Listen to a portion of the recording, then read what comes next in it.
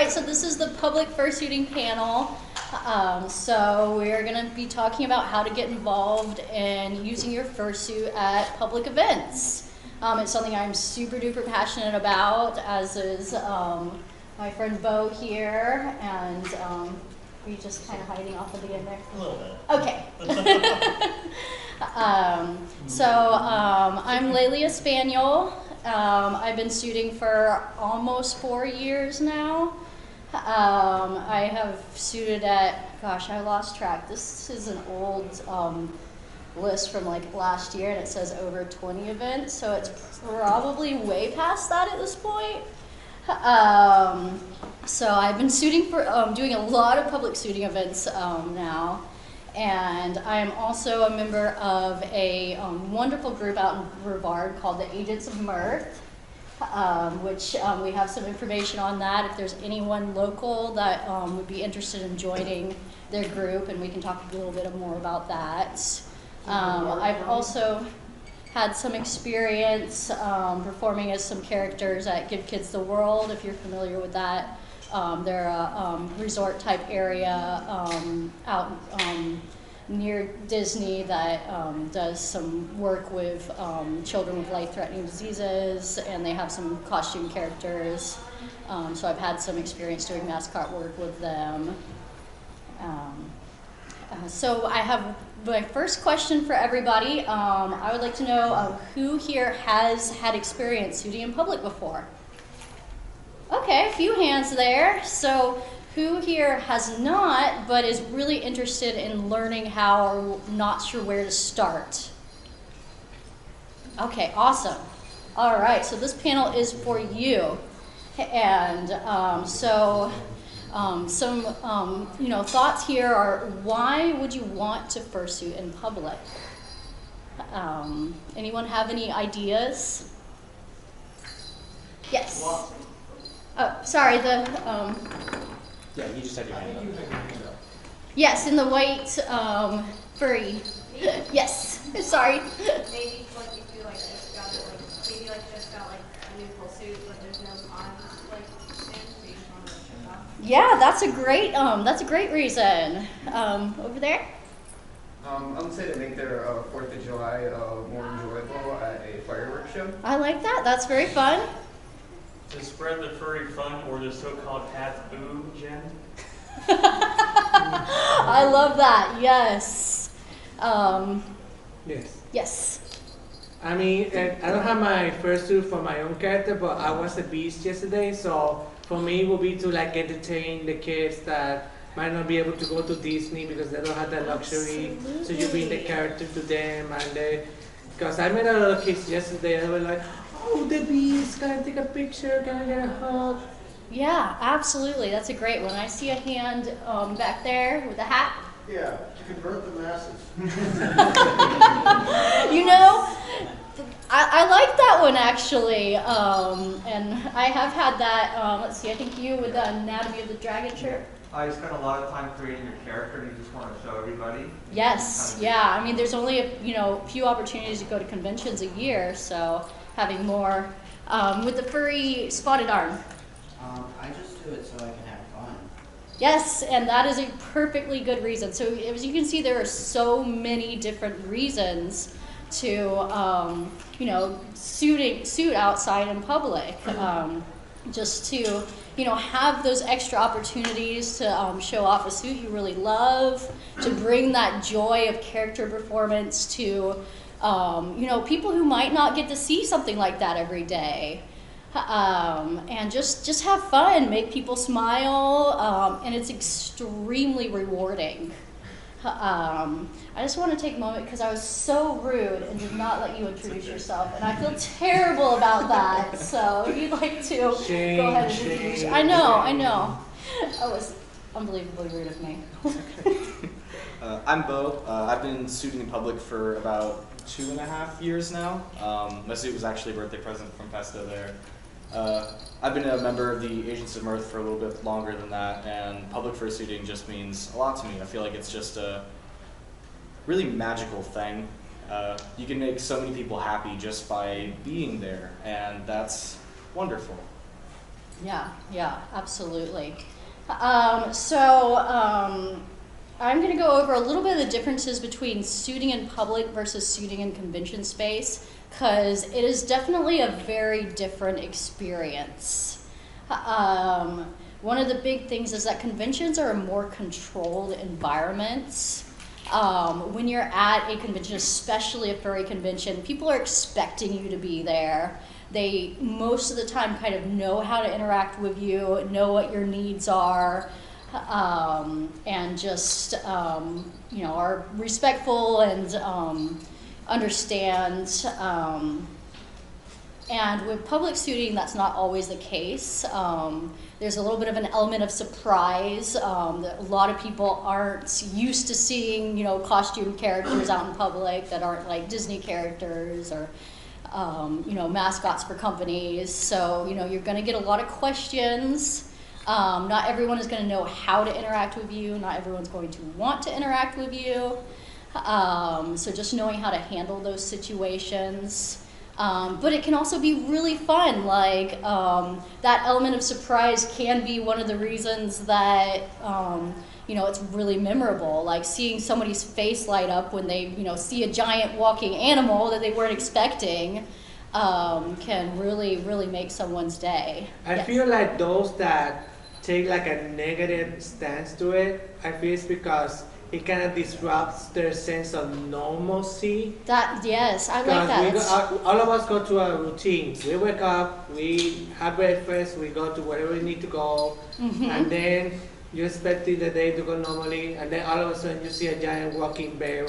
And you're like, how do I react to this? This is not normal. But for some people that are tired of that routine or that rut, you see that and like, oh, you're so cute, I want to hug pictures. And then they're on Instagram, I was having coffee and I met this cute bear.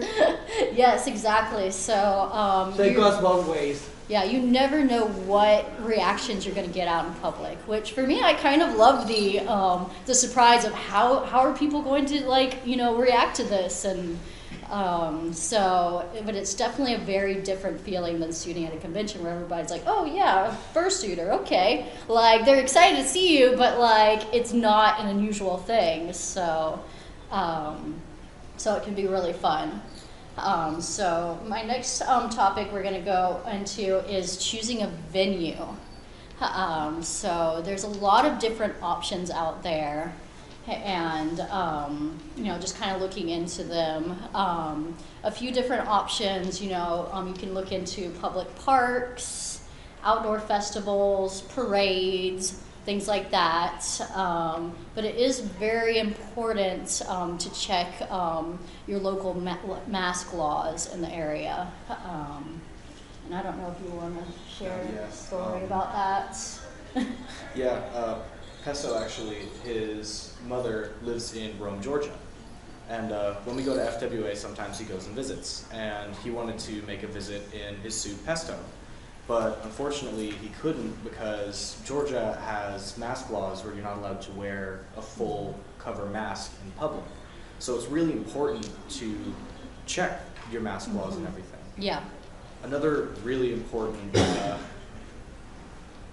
thing to check is when it is, as well as the mask laws and everything. One of our events that we had, a suitor decided he wanted to come.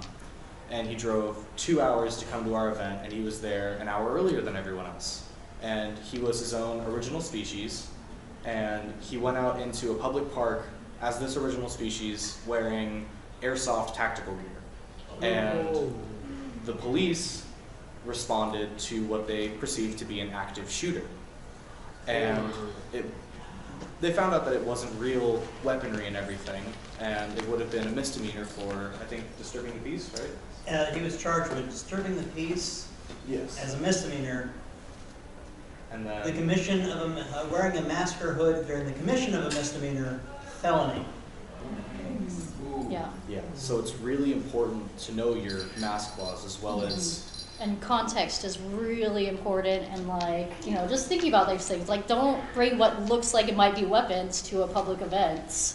I see a hand in the back. Yeah. This is why, see, my first suit, I have 2 airsoft guns, and I used the tops with them last year.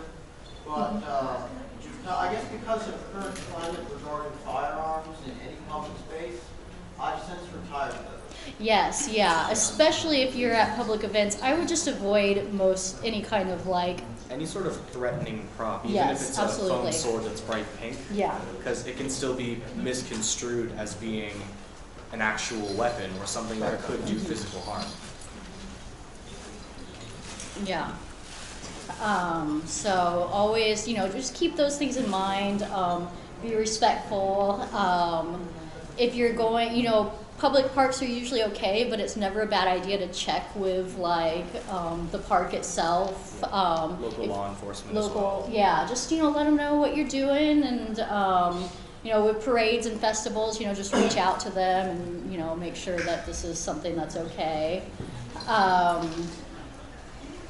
As far as other spaces go, anything that's private property, malls, stores, anything like that, I absolutely do not recommend unless you have express permission, preferably written permission, to do that. You'll see a lot of videos of people in fursuit or different cosplays going to Walmart and getting up to something, and a lot of the staff there doesn't really enjoy that because it's completely disrupting their entire workspace and their business. Yeah. So if you want to go to somewhere like that, be respectful and reach out to them beforehand. Yeah. And make yeah. sure that they are Hi there. okay There's with a you couple coming. spots up here. Yes. I used to work at Walmart, and it depends. If you do want to purchase at Walmart, I recommend doing it at night because the night staff, we don't really care as long as you're not knocking things over and stuff. We have all sorts of crazy people coming in at night. Yeah. We get costumers, fursuiters, all sorts of stuff. We just pretty much ignore them as long as you don't interfere with the work people are doing in the store.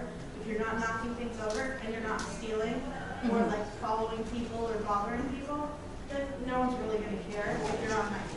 Yeah.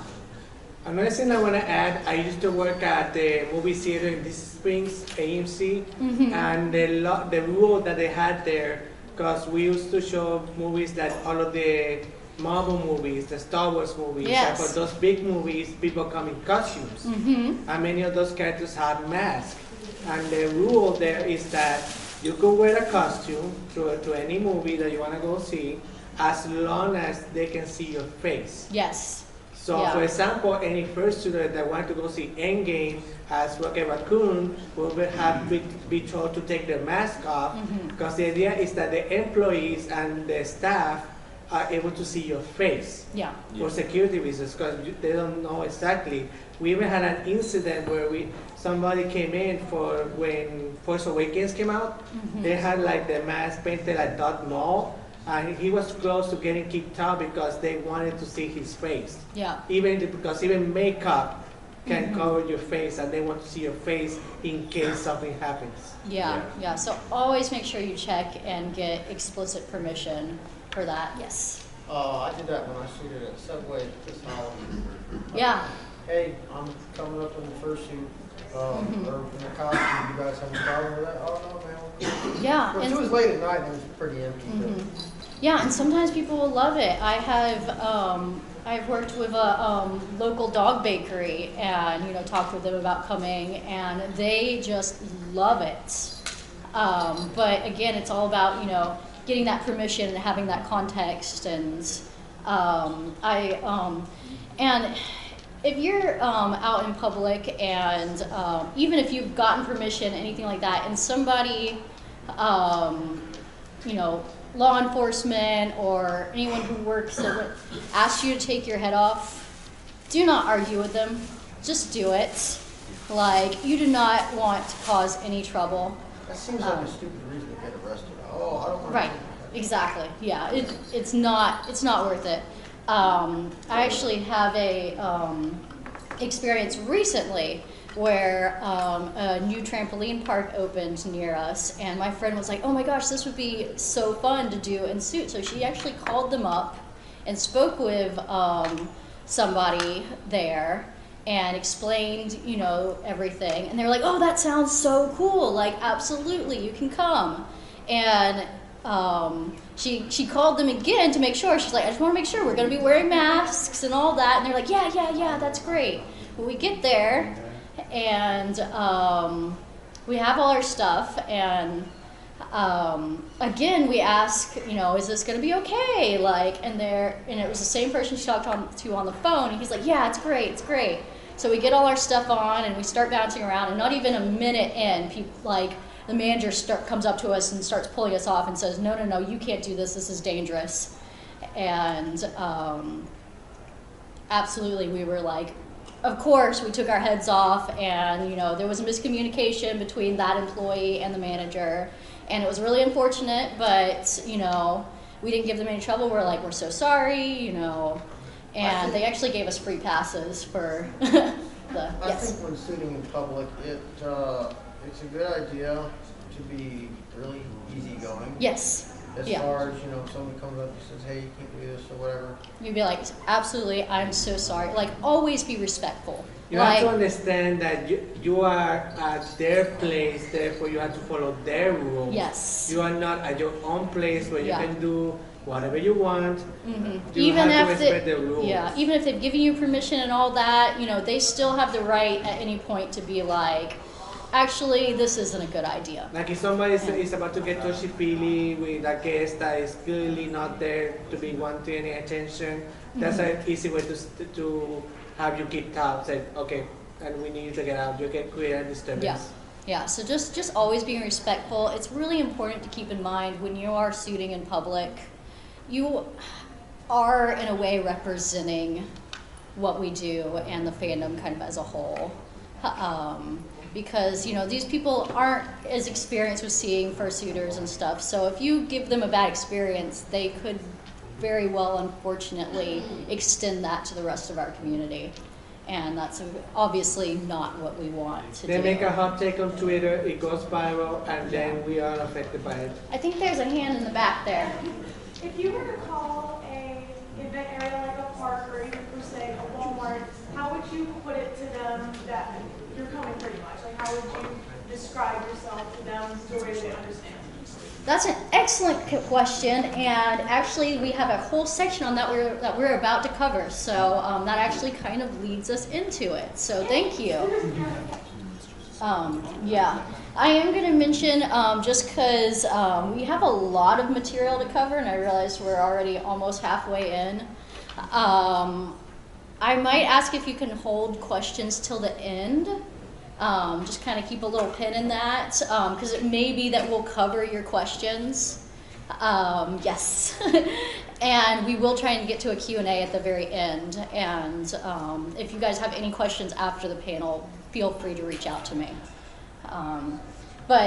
Yes, so the next thing, doing fundraisers and charity events are an awesome opportunity. And one of the main things that we do with the Agents of Mirth and that I've done.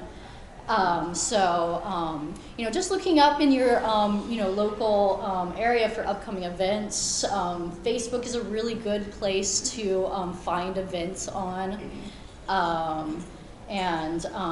Just consider looking for charity events that you're passionate about, or a good fit for your costume. Things like that. There's even an events section in Facebook in Yes. the search bar, and you can search just in your area within a certain, a 10-mile radius per se. Mm-hmm. And you can find tons and tons of events that way. That's how the agents have found some things, actually. We do a smaller convention called Space Coast Comic-Con, which we found on Facebook and continuously get invited to now because they like having us. So Facebook's an excellent resource. It is. I don't personally use Facebook a lot for my personal self, but I do have a page for my fursuit, just so I can reach out to different events and things like that. So it's a really great way to search for things that are going on in your area.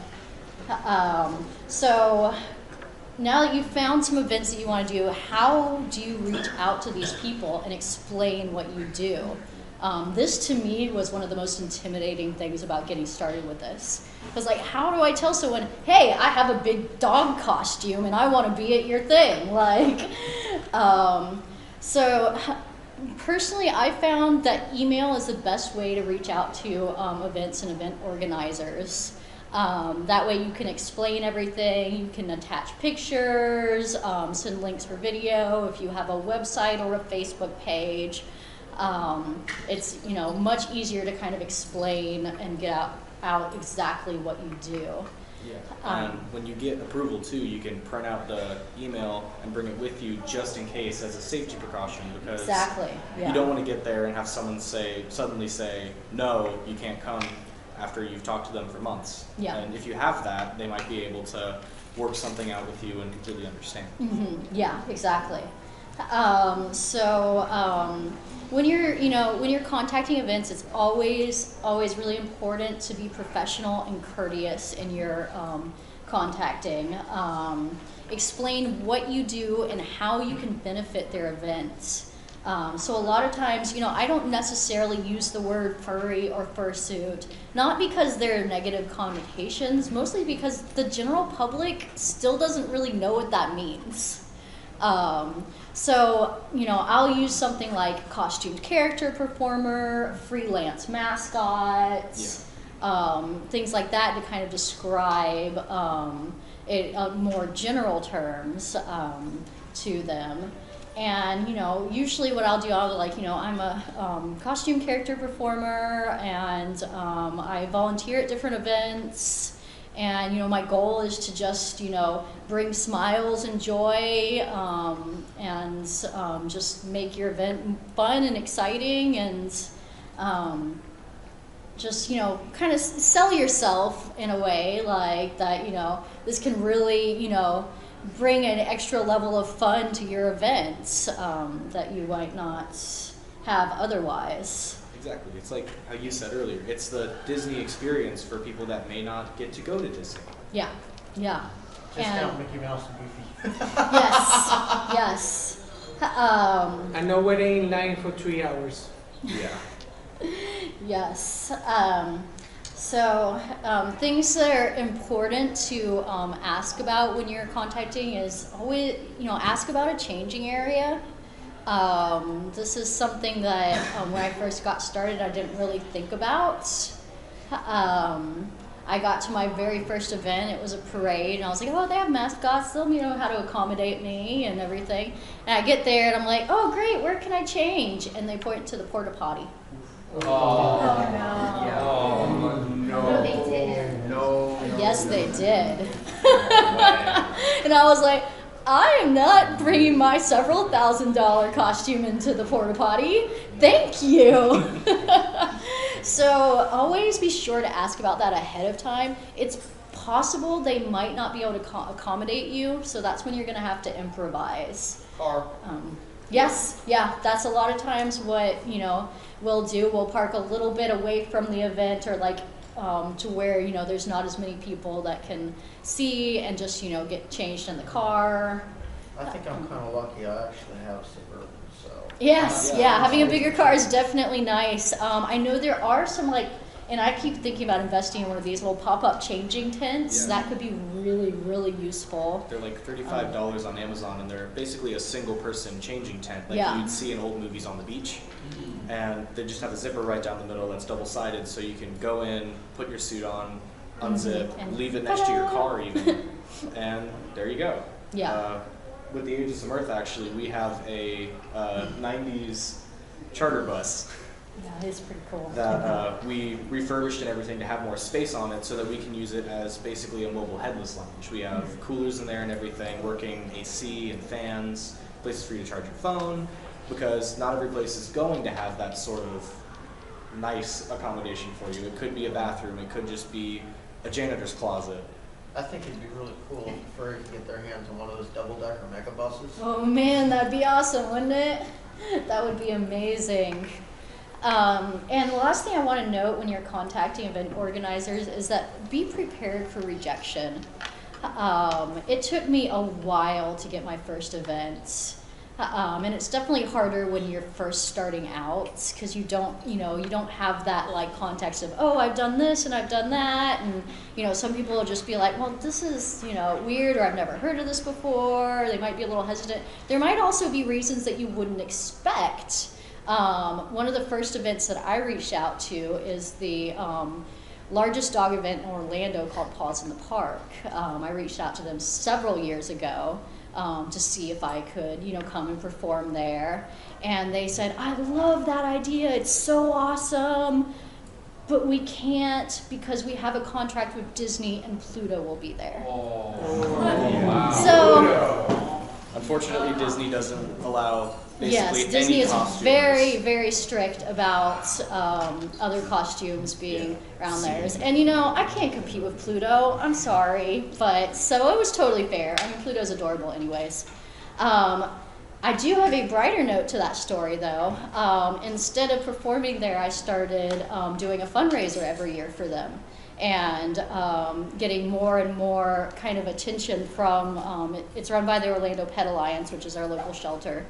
And kind of getting more and more recognized by them and noticed, to the point where this year we actually were allowed to perform there. We had multiple performers. I think we had in total 21. So yeah, we had a whole slew of performers, and we actually raised over $3,000 for the Pet Alliance. Which is so awesome.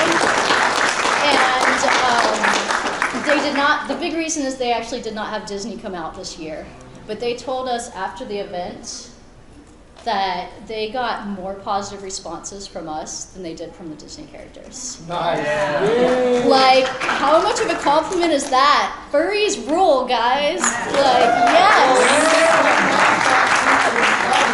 Yeah, I mean, because with the Disney characters, there was only like one or two of them. They had these huge lines, and it was basically just. But we were out performing throughout the park, and everyone could interact with us. Yeah, and we weren't in just one area yeah. either. We were everywhere. We were interacting with dogs, kids, adults, teenagers, basically anybody that would interact with us. And I believe we were also the second highest fundraising team for Paws in the Park, which was only beaten by Disney's team.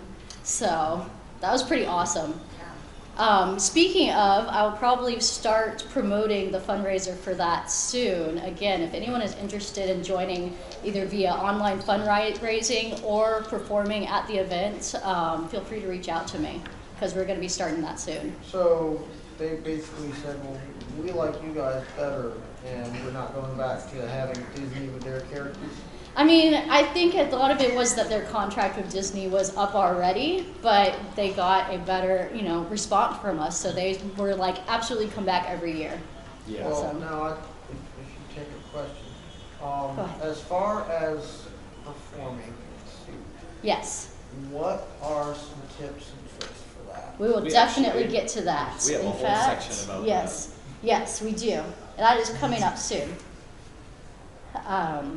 So the next thing I want to go over is preparing for going to an event, which the first one is, it's obvious, but it's also super important. Make sure your fursuit is clean and presentable.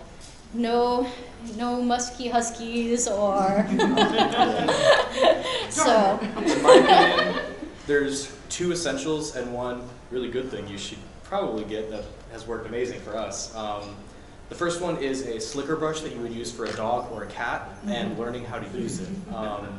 That can really get a lot of because you're going to sweat in suit, it can make the fur sort of tangle together a little bit, and using that can keep your fur looking absolutely pristine.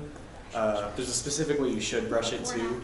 If you look at it, there's they go kind of like that, the bristles on it.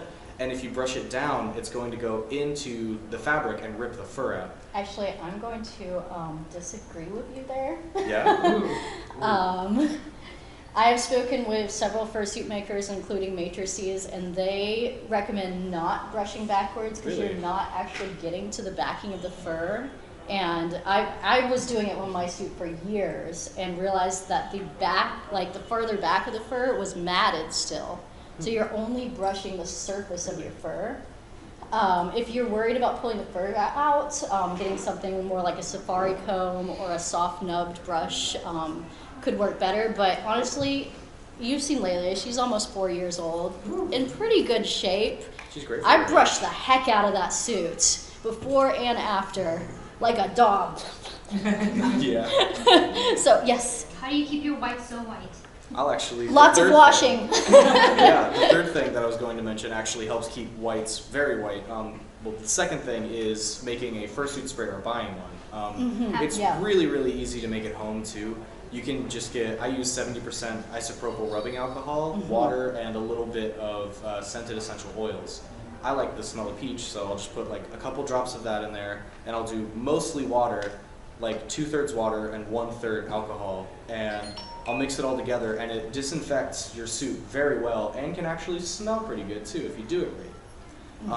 The third thing is we recently invested in a Bissell carpet cleaner. Oh my god, that is the best thing ever. They are amazing. It even comes with its own Yeah, a little green carpet, machine. Yeah, they are amazing. They work so, so well. They just basically use water and a little bit of soap, and you can get your head and everything. I'd recommend covering the eyes with paper towels. Yeah. But you can really get into the whites of your suit and everything and get all of the sweat and everything that builds up inside of it out super quickly and really Yeah, easily. it's awesome. Yes. Could you theoretically use bleach, or would that eat away at the fur? You know what? I have used bleach on my suit. Yeah. So, in fact, my feet paws there is some white on them, which I'm like, why did I get white feet paws and do all these outdoor events? Like, I have used bleach on my suit. You just have to rinse it thoroughly, but there have been plenty of tests made. In fact, if you have any questions about like what products are safe to clean, Matrices has a wonderful website where she has done physical tests on all different things. I think it's matrices.net. But she has actually tested a lot of different products and like bursted a bunch of fursuiting myths and things like that. So I would really recommend checking out her site. She's amazing. But yes, I have used bleach. You just have to be careful to rinse it out thoroughly. It has not damaged my suit. Hydrogen peroxide is a good bleach alternative because it disinfects and it bleaches too. Well, that's true. Yeah, I never thought about So that. that's very gentle. Yeah, that's a great choice. Yeah, thank you. How to spell matrices? Yeah, it's MATRICES. Another thing that a lot of people don't really realize is a lot of bodysuits you can throw in the washer. Yes. You can put them on a colder rinse cycle and everything and use some softer fabric soap or detergent, and it can work perfectly. I wouldn't necessarily recommend putting it in the dryer normally. You can put it on like a tumble or Yeah, an I air dry always cycle. just like say probably, because I've heard of stories where they thought it was on air dry and accidentally got set to a heat setting, and that will ruin your suit. Yeah. We actually will Just hang deep right out clean in our the sun. suits. Yeah, we just hang ours out on our back porch and then sit out for a while. Actually, if you have a white suit, you can sun bleach your Oh. suit. Yeah. It's actually done with cloth fiber. I have friends that have kids, and they do that with cloth fiber. You lay out the inserts and stuff like that, and helps with white. Oh yeah, that's good to know. So yeah, and if you always ask your fursuit maker if you have any questions about washing your suit, because they're gonna know best on how their suit's gonna hold up to different cleaning processes. So now that you have a nice, clean, presentable suit, you've contacted your events, you're ready to go. So once you get there, I recommend scouting that area out of suit first. Look for break locations, potential pitfalls, things like, steps down, anything. Yes, roots, oh my gosh. Invisible puddles. Invisible puddles. As well as Any- places that could be hotspots for people to meet with you too, like a big Yes. open space where you can interact Yeah. with a lot of people at once. Yeah, just kind of like I'll usually scout out and just kind of like figure out my path, where to go, and what the best like places are, and to know your exits if you need to get out quick. The biggest one, and I will cover this a little bit later, but always have a handler if you're going suiting in public. Like, I am a stickler about this. Do not suit in public alone. It is so dangerous. I agree. Yeah. So always make sure you have a handler. Make sure your handler knows their roles. what they're doing, and we do have a whole section on handlers, so we will cover that a little bit later, but I just want to make sure that you know just to always have a handler there. I see a furry paw with a purple tipped ears. What is a handler, first of all? We'll talk about that a little bit later. It's basically just someone that helps protect you while you're in suit, sort of like Your lifeguard. a seeing eye human. I love that. When you show up, you're a lawyer. Yeah, so just someone looking out for you that is not in fursuit. In most of my cases, my husband is my handler. Yeah. He is the best handler ever. No, you can fight me on that, but yeah, just always have a handler there. So the next section we have to cover is going to be performance tips. So how best to perform in public. A lot of times it's going to be a little bit different than performing at a convention there. When you're performing in public, it's really important to always let people approach you first. You know, don't just run up to people. You might scare the crap out of them, especially children. Also, I don't think parents would appreciate that if you're just like running up to their kids and they don't know what's going on. So always let people approach you first. Let them initiate the interactions before you start interacting with them. And just understand that not everyone is going to be receptive or even know how to interact with you. So just be respectful of that and kind of let them, you know, sometimes I can kind of gauge, like if it's someone who's a little bit unsure, but I can tell they're not like, ooh, go away. You know, you can have a little bit of fun with them. And so, you know, just kind of, you know, being able to gauge that, yes. What are some good, like, ways to initiate? Like if you, like you were saying, someone who might be a little bit interested. Like what are some good maybe things to? So the first thing I usually do if someone like catches my eye, you know, I'll make sure they know that I saw them by like doing a wave at them. A lot of time if they seem uneasy too, Laylee and I, both of our suits have longer floppy ears. So if someone seems a little unsure, we'll take our ears and we'll start doing peekaboo. And especially with younger children, and they warm up pretty quickly after that. Yeah. I end up with my skull suit. I terrify a lot of people. Children somehow like it, but adults are just like, I don't know. But at times what helps me is covering my mouth. That's the one thing that really scares people. That's a good point. Eyes. Yeah. People suggest getting googly eyes, but covering my mouth has always helped, or peekaboo like you suggested with the ears. Yeah. Another one of the things that can be really intimidating about a suitor, especially for kids, is the angle at which they actually see you. Oh yeah. One of our suitors is actually a shark who has a big row of teeth, and they're rounded, so they're not like sharp or anything. But if you're walking up to a kid who's 2 or 3 feet tall, that's the first thing they're seeing. So it can be really intimidating, and you just sort of have to back up and get down on their level and present yourself more welcoming. Yes. And tuck in your chin.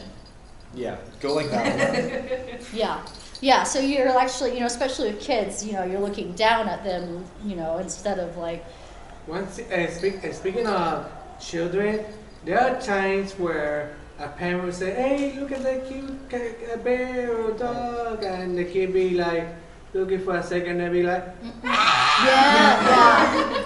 I think the best idea, at least for me, if I was a student in that situation, I would be like, oh, then just quickly walk away. Yes. Yeah, we actually have a whole section dedicated. If they're still like crying their eyes out, just walk away, and if the parents say, come on, let's take a picture. No, I don't want to. Yes, yeah. Because I feel forcing them is gonna like make it worse. Yeah. So I feel like the best thing is to just walk away. Yeah. Did you have a question? Yeah, so as far as like actions and things that you can do as a performer, like I've seen you in the con space stage, all spinning around, you're very, very animated. Yes. And it's really cool, but as a public suitor, like, what sort of things can you do, or what sort of things? I've very much toned down my interactions a little bit when I'm shooting in public. If you see me in con space, I'm very hyper. In public, I tend to tone that down a little bit until I can gauge the person. And, you know, if they're really into it, then, you know, yeah, that side can definitely come back out. But toning it down to start with is definitely something I recommend. I think I see a hand way in the back there. Yes? Is there any way to try and prevent or try to get away from situations where, say, for instance, you're fursuiting and you have a fully white fursuit or white parts in your fursuit, and there's a child that wants to come up to you but has messy fingers, or even an adult that has messy fingers or something on them that doesn't want to, you don't want to get on your suit. Is there any way to try and prevent that? Or Yeah. are you just kind of Have a handler. Yeah. But some of my handlers are like, I don't want to have a confrontation with anybody if that happens, so I'm not going to be your handler. They can have yes, Hand wipes. Hand wipes. Mhm. Handlers Yes. have hand wipes. Yeah, that's a really good idea. Yeah. Also, I've had friends suggest printing or painting a shirt or small business cards. You can get them cheaply made with like, please approach with clean hands. Make sure I have. Oh, that's a really nice idea. Yeah. Yeah, but definitely that would be a job for your handler to kind of step in. Like I've had kids want to take pictures or come up and hug me and they've had like a lollipop or ice cream in their hands. And the handler can suggest, like if there's a parent nearby, you know, why don't you hold, you know, this messy thing while they take a picture or things like that. But yeah, you definitely need, in that case, probably a handler to step in. If, you know, your handler, you know, isn't able to or something, you know, just kind of, you know, backing up or something might be enough, but I've unfortunately gotten a lollipop stuck to my butt before. me so. too. Yep. I had a dog pee on my tail. Oh, Yeah. Yes, that's right, your tail got peed on. By a dog. I'm thinking small child. It's like I cleared it out. Yes, so that can definitely happen. We are actually got about 15 minutes left, so let me see what's up. Yeah. So I'm just going to cover a few quick performance things before I jump into safety because I think that's really important. I do want to talk a little bit about ruining the magic. I know this is highly contended. But I want to say first and foremost, your safety always comes first. Always. So if you feel like you are in an unsafe situation, Say something. yes. I've had times where because I have the long floppy ears, kids will start grabbing them and pulling them. And there was a kid that was really yanking on him at one of the events we went to, and his parents weren't paying attention, and my handler was handling me and another suitor because we didn't have enough people that day. And eventually I just said, no, like really loudly in the middle of my suit. And the kid was terrified, but I was like, yeah, sometimes you just have to. Yeah, I had to. Yeah. I mean, if you need to take your head off, I mean, I still recommend trying to find a secluded area if you can. It can be really frightening to children. So, you know, just casually taking that head off is still not something, you know, that I recommend, especially if you're shooting for an event or something. You know, there's a level of professionality there. But again, you know, if you feel like your safety is at risk, like, that is, your life and health is so much more important than, you know, traumatizing a kid for a day. Like, One of the things they'll get over it, I promise. Yeah. One of the things I really recommend actually is having your handler bring an umbrella with them, because if you don't have a secluded area, you can duck down, pop the umbrella up behind your head, take it off, and like run. Yeah. Yeah, absolutely. Just wanted to note, really important when you're performing around kids, don't ever hold a child or a baby. There will be so many occasions where the parents will come up and be like, oh, will you hold my kid for a picture? I don't understand why they would feel the need to put their kid in a stranger with big floppy paws hands are. Like, So, as a suitor, usually I just do this. My handler will step in and say, I'm sorry, we can't do that. Or my favorite, she's got butterfingers. Yes. You can never drop another one. Yeah. Not even official DC characters are allowed to hold a baby or child. Yes. I recommend that you take your paws and you try to hold 2 beach balls together. That's basically what a child is, and then if someone else starts shaking them. And that's basically what it is, holding a Because baby. the same thing is going to happen if you are at a meet and greet at Disney and a parent is like, hey Mickey, can you hold my baby? The character attendant will come to them and say, unfortunately Mickey cannot do this, so you need to hold your child for your safety. Yeah, so like the handler can be like, if you want me to take the picture, you can hold your kid with the character. So not even Mickey Mouse can hold a baby. Yeah, that's actually one of the rules I learned when I was at Give Kids the World too, really. And the other important thing is when you're taking photos, make sure your hands are always visible. And keep them on the outside of your knee. Yeah, just so there's no chance of anybody being like, what are you doing? It's also a safety thing sometimes because kids like to swing their arms. And if they're standing in between your knees, you can get some damage. So yeah, it's really important to just make sure that your hands are visible in photos there. So we're going to jump to the safety section. The first section on this is about handlers, which I know we already talked about a little bit. But why are handlers important? Handlers are your performer's eyes and ears. So they can watch out for, potential pitfalls, children coming up behind you, children below your vision sight, pets, animals, all kinds of things. They can, they can keep an eye out for you. If people have questions and you're a silent suitor, they can answer those questions. They're your voice. They also, they're just going to keep you safe. And they're also a great way to keep track of time. Because I know when I'm out in suit, I tend to lose track of time very quickly.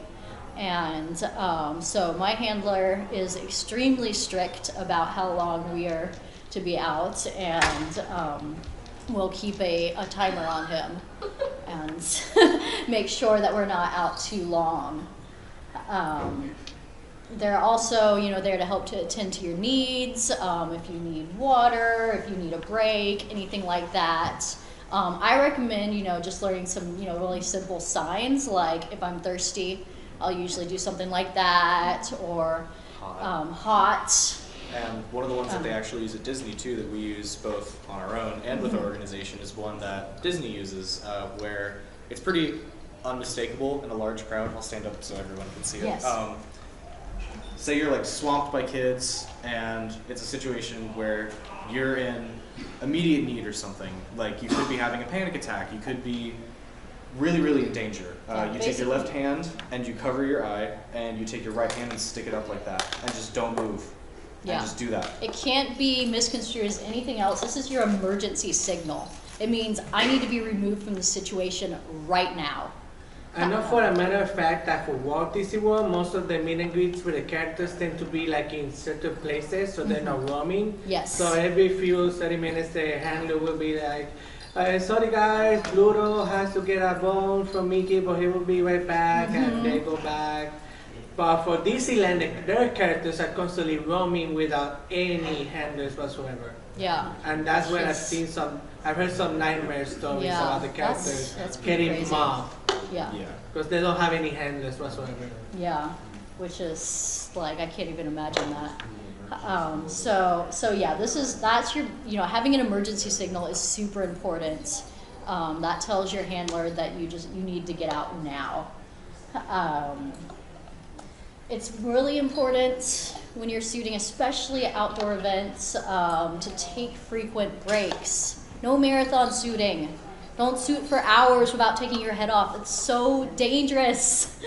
Yeah, you definitely need to know your limits. If you start to feel odd or uncomfortable in any way, whether it be dehydration or heat or whatever, you need to know that is time for you to step out and take a break. Yeah, yeah, absolutely. And preferably, it's better to take that break before you start feeling that way.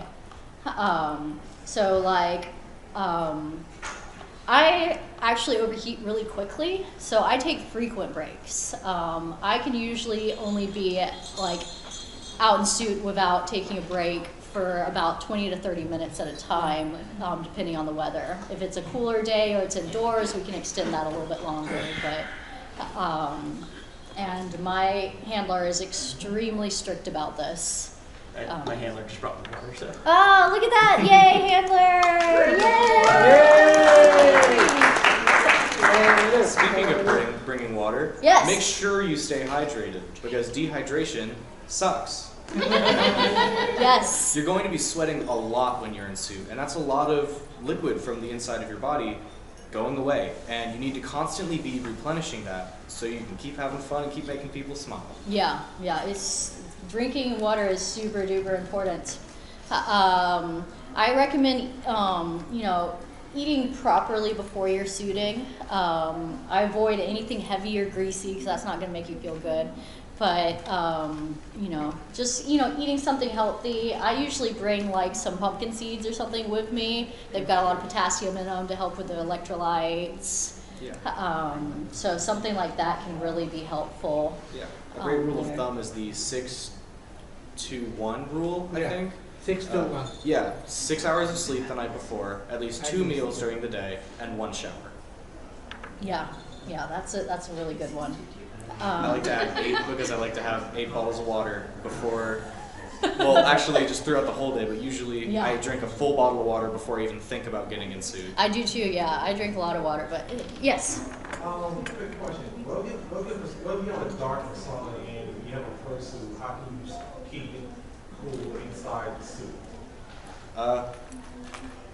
You can get things like cooling vests. Yeah, actually, that is our next thing. Cooling vests, little neck wraps. Easy Cool Down makes some really nice vests, but they also make these little neck wraps that are nice and a lot more inexpensive. Yes. I've seen recently on Amazon. I actually seen these. I'm a cast member at Disney as well. Oh, wonderful! At Disney as well. Guests came in with these fans that actually wrap around your neck. They are pointed upwards, and they're kind of collapsible. So, unless you have a super tight head, you could maybe get it up into your head, and then they're rechargeable USB. So that's if your head's not big enough, like Hiromi's head here isn't really big enough to put a fan in, you can do something like that. And also, of course, the neck fans that you can wear, you can stick them in like the front of your, like that. Which are actually for sale in the dealer's den. Buy one if you suit. Yeah, that's something I've seen lately. I have a lot of guests who wear them, because I work at the hotel and I see them all the time, and I'm like, especially in hotter areas like here in Florida, Georgia, any other places that just have direct sun and humidity. It'd be something great to do. Yes. Speaking of those fans, I know there's a variable speed version of that out there. I saw one yesterday. I can't find it. Does anybody know where those are? Check Amazon. They do have them on Amazon. It's rechargeable. Has 3 different speeds. It's usually about $20. That one. Yeah. Who makes it? I don't know exactly who makes it, but I know you can find it on. Yeah, check Amazon. Walmart Like type it like handheld. The multi-speed ones. Yeah, Walmart carries them now too. That's actually where we got, I think, 1 or 2 of ours. Yeah. Oh my God! Thank you. Yeah. So the O2 Cool one, it's okay. Like, I first started suiting 3 years ago. I've actually had my suit 2 years, but I've been through go figure. But the first year I didn't have a fan. Didn't think to get one for spending money hard or whatever. But I suit with my glasses on, and what I found, especially at the hotel we were at, even going just from the room to con space or wherever, my glasses fog up really bad. Yeah. If I wait till I get into con space to suit, and I don't have that fan, my glasses fog up horribly. Within 5 minutes, I can't see. And I don't suit with a handle. I don't do a lot of public suiting, but at cons it's not as necessary. Like, I'm always out without a handler. Those fans, while they're not really fast enough to keep me cool, most of the time they keep my glasses from fogging. Yeah. And if you're planning on doing a lot of outdoor suiting and stuff and you're having a suit made or even just want to install one, having a fan in the muzzle could be really useful in that situation there. So there are some options there. I would say with the cooling vests and things like that, don't use it as an excuse to not take breaks though. Those are just to help keep you cool, but they're not to, extend past when you should have, taken a break a long time ago. It's not a solution. Yes. Really importantly, I want to cover know the warning signs of heat exhaustion. This is a real thing that can happen, and it's really scary. Early signs are going to be things like headaches, dizziness, muscle cramps. It can, proceed to nausea, vomiting, And even fainting. Or walking around unconscious. Yes. Lily and I actually both have stories about experiencing. Yes. I have gotten heat exhaustion. I overdid it and vomited all the way home from the event and was in bed for almost 24 hours afterwards. It was terrible. And you have actually fainted at an event. I saw it, and it was terrifying. Yeah, I kept going, and then eventually I blacked out. Pesto was trying to take me back, and I said, no, I'm fine, I got a second wind, and I don't remember any of it. And then eventually, after interacting more and more and more with people, we were walking back, and I just collapsed. Yeah, so super scary stuff. So really, please, if you see those signs, definitely there's a sign that you need to take a break. Yes? I actually had the experience where I wasn't past that point yet. Something I always look for now is to check if I'm too hot. Is if you start feeling faint at all, you probably have a breathing. Because when I noticed it, because I passed that level around the blood bank, your vision gets really grainy almost. And Yes. Almost like starts washed getting out. darker. Yeah. Yeah, So so. if that starts happening, I immediately need to get out. Yes. Also for people like myself with safety careers and stuff, you need to really, really be careful because if you're disabled, it's already a lot on your system just existing. Yes. And to add fursuiting on top of that, you need to take a lot of breaks. You Yes. Need to, sometimes you just need to break the magic constantly because if you need to get out of your suit and be able to breathe and get air on you, you need to stop what you're doing and do that. Because when you're disabled, it's a lot easier to get to the point where you can pass out Yeah. and bad things can happen. Yeah, absolutely. Knowing your body and looking out for yourself first and foremost is so, so important. Yes. Yeah. I remember my first time public suiting at the park. My suit, it's a little too big, so it falls down and there's no ventilation. So we were at the park, and it's 80 degrees, and I couldn't breathe. Yeah. I had it on for too long, so it was just there wasn't no fresh air. But there was a little kid that I had interacted with who was at the parking lot with us. So oh no, I can't decapitate myself in front of this kid. So I had to book it to the car so I wouldn't pass out. Oh, yeah. Yeah, overheating can be really scary, and it's Yeah, it important can. to know. And especially when you're first starting out suiting, you may not know exactly what your limits are. So I recommend just doing very short, 10, 15 minutes at a time until you kind of get an idea of, how your body can handle this. And you will build up a tolerance over time, but don't go too hard too fast when you first get a suit.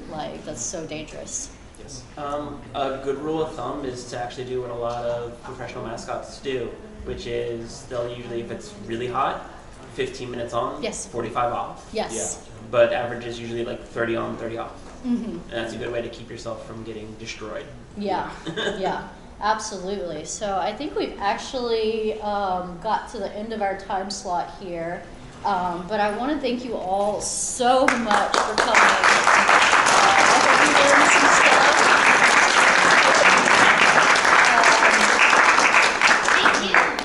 Thank you for the panel. Do you have any questions about the Agents of Mirth or anything too? We have plenty of our information and some stickers too. Yeah, and if you have any questions for me, feel free to reach out to me. Yeah, you can. Hey there.